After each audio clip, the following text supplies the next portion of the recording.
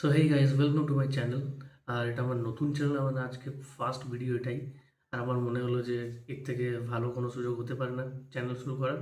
যদি আমি ভাবছিলাম ইনিশিয়ালি 2026 থেকে শুরু করব, বাট আমি ভাবলাম যে যখন আফতার আসছি তো সেটা দেখেই শুরু করি। করতে চলেছি আফতার ফায়ার অ্যান্ড অ্যাশ, যেটা আমি সকাল সকাল মর্নিং শোতে actually first day first show দেখে আসছি। মানে 8:45 শো ছিল, আমি সকালবেলা উঠে গেছি। আরও কিছু কাজ ছিল যে কারণে ভিডিওটা আসতে ডিলে হচ্ছে, বা বলতে পারো এটা আমার ফার্স্ট ভিডিও, সেই কারণে ভিডিওটা আসতে ডিলে হচ্ছে। তো আমি যদি এবার মুভি রিভিউয়ে আসি, মানে যদি মুভিটার ক্ষেত্রে আসি, তো এটা আফতারের আমরা সবাই জানি থার্ড সিকুয়াল। আফতার পার্ট ওয়ান যেটা এসেছিলো, আফতার ওয়ান এসেছিলো, তারপরে ওয়ে অফ ওয়াটার যেটা আফতার টু, আর এটা হচ্ছে আফতার ফায়ার অ্যান্ড অ্যাশ যেটা আমরা আফতার থ্রি বলতে পারি। তো আফতার ওয়ান আমাদের প্রত্যেকের কাছে একটা মানে স্পেকটাকল বেসড একটা, মানে একটা অসাধারণ এক্সপিরিয়েন্স ছিল যে এরকম একটা সায়েন্স ফিকশন জোনে এরকম ভিজুয়ালসের সাথে আমরা কোনোদিন কিছু দেখিনি এর আগে। তো সেটা আমাদের কাছে একদম একটা ফ্রেশ ছিল। মানে জাস্ট জাস্ট আমরা মাইন্ড ব্লোন হয়ে গেছিলাম মুভিটা দেখে। আফতার যেটা ওয়ান ছিল ফার্স্ট ফিল্মটা, তারপরে এত বছর গ্যাপে আফতার টু এসেছিল। আফতার টু যখন এসেছিল সেটা পুরো একটা আলাদা ওয়ার্ল্ডে ছিল, মানে sea related, sea creatures related পুরো ওয়ার্ল্ডটা ওরা এক্সপ্লোর করেছে। তো দুটো আলাদা ওয়ার্ল্ড এক্সপ্লোরেশন ছিল।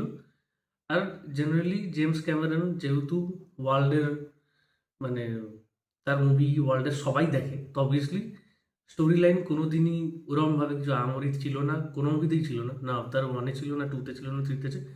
ইটস জাস্ট অ্যান লিনিয়ার গল্প যে একটা স্পাই যাকে পাঠানো হয়েছিল কিছু নিয়ে রিসার্চ করার জন্য, বা তারা কেমন সেটা দেখার জন্য, বাট সে তাদের জায়গাটায় যখন যায় সে নিজে সেটা ফিল করে যে অ্যাকচুয়ালি হিউম্যানরাই ভুল, আর যে কারণে পৃথিবীর এই অবস্থা।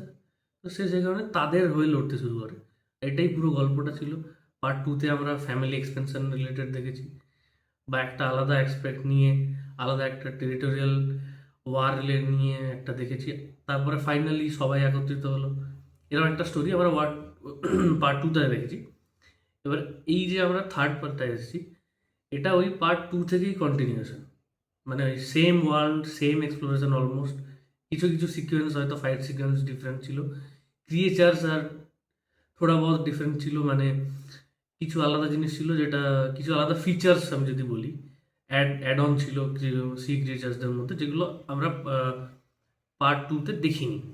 এছাড়া আর কোনো আলাদা ওয়ার্ল্ড এক্সপ্লোরেশন নেই এখানে। মেবি যদি অ্যাশকে সিগনিফিকেন্ট করে বা ফায়ারকে সিগনিফিকেন্ট করে যেই ক্যারেক্টারটা আমাদের দেখানো হয়েছে মুভিতে, আমি স্পয়লার দিচ্ছি না ফালতু, যদি বা এটা নর্মালি বলাই যেতে পারে।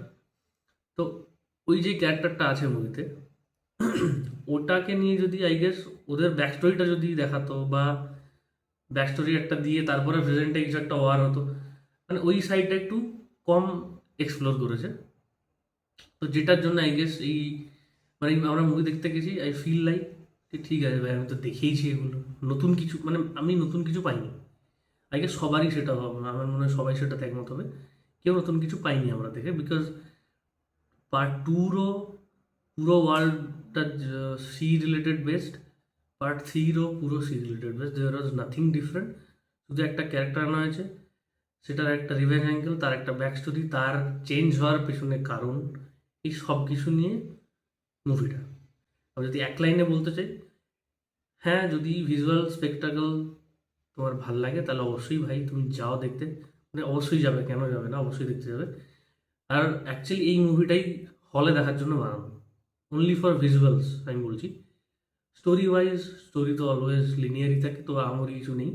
নর্মাল স্টোরি যেটা ট্রেলারও দেখতে পাচ্ছ, আই গেস যে কেউ দেখলে বুঝতে পারবে যেটা সেম, ওটাই, আলাদা কিছু নেই। আর আই গেস ওই যে বললাম যে আমার দেখে এটাই ফিল হয়েছে যে ঠিক আছে, ওয়ান টাইম ওয়াচের জন্য ঠিক আছে, just for the visuals. Otherwise story তো কিছু নেই আলাদা করে বলার মতো। আর আই গেস জেমস ক্যামেরন বলেওছে, স্টেটমেন্টও দিয়েছে যে মেবি যদি থার্ড পার্টটা ফার্স্ট আর সেকেন্ড পার্টের মতো বেশি বেশি ব্যবসা না করতে পারে, মেবি এই ফ্র্যাঞ্চাইজি ডিসকন্টিনিউ হবে। আর আই গেস এটা হওয়া উচিতে পারে, আর দরকার নেই এটা expansion. It's enough I guess. একটা লেগাসি যেটা তৈরি হয়েছে থার্ড পার্টি, সেটা সীমাবদ্ধ থাকুক। এরকম একটা ভিজুয়াল স্পেকটাকল যুক্ত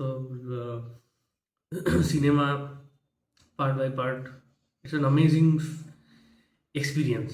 যদি একটা ভালো এক্সপিরিয়েন্স করতে চাও, ভিজুয়ালস ওয়াইজ, তাহলে অবশ্যই go for the movie. Already cinema হলে ধুরন্ধর চলছে, যেটা দারুণ হয়েছে। ধুরন্ধর নিয়ে অত এক্সপেকটেশন কারোর ছিল না, আমার মধ্যেও ছিল না। আমি নিজেও অবাক হয়েছিলাম যখন ধুরন্ধর দেখেছি। দেখা হচ্ছে নতুন কোনো ভিডিওতে, নতুন কোনো দিন। Thank you, tata.